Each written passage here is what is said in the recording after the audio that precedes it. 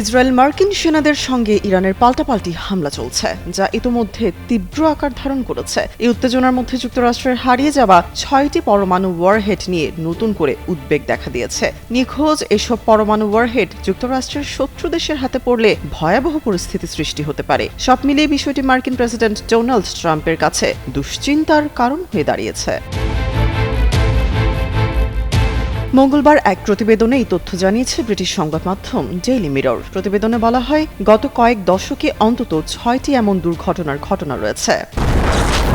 হিউস্টনে rocking tasty, সীমানা ছাড়াও নিজেকে হারাও। যেখানে যুক্তরাষ্ট্রের পারমাণবিক অস্ত্র হারিয়ে গেছে, আজও সেগুলোর কোনো হদিস মেলেনি।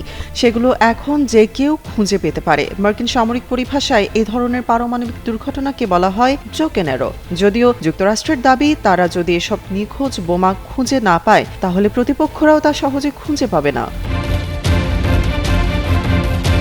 এই ধরনের সবচেয়ে আলোচিত ঘটনার একটি ঘটে 1958 সালে। ওই বছর টাইবি দ্বীপের কাছে আকাশে দুটি মার্কিন যুদ্ধবিমানের সংঘর্ষ হয়। একটি B-47 স্ট্র্যাটোজেট বোমারু বিমান তখন একটি সম্পূর্ণ সশস্ত্র মার্ক 15 পারমাণবিক বোমা বহন করছিল। সংঘর্ষের পর বিপজ্জনক হয়ে ওঠে পরিস্থিতি। বিমানটি ক্ষতিগ্রস্ত হওয়ায় পাইলট আশঙ্কা করেন বোমাটি বিস্ফোরিত হতে পারে।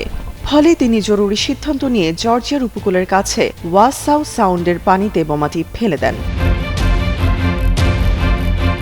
প্রায় 7,600 পাউন্ড ওজনের এই মার্ক 15 হাইড্রোজেন বোমার বিস্ফোরণের ক্ষমতা ছিল প্রায় 3.8 মেগাটন। দুর্ঘটনার পর বহুবার অনুসন্ধান চালানো হলেও ওই পারমাণবিক বোমাটি আজ পর্যন্ত উদ্ধার করা যায়নি। ফলে এটি এখনও যুক্তরাষ্ট্রের হারিয়ে যাওয়া পারমাণবিক অস্ত্রগুলোর একটি হিসেবে বিবেচিত হয়।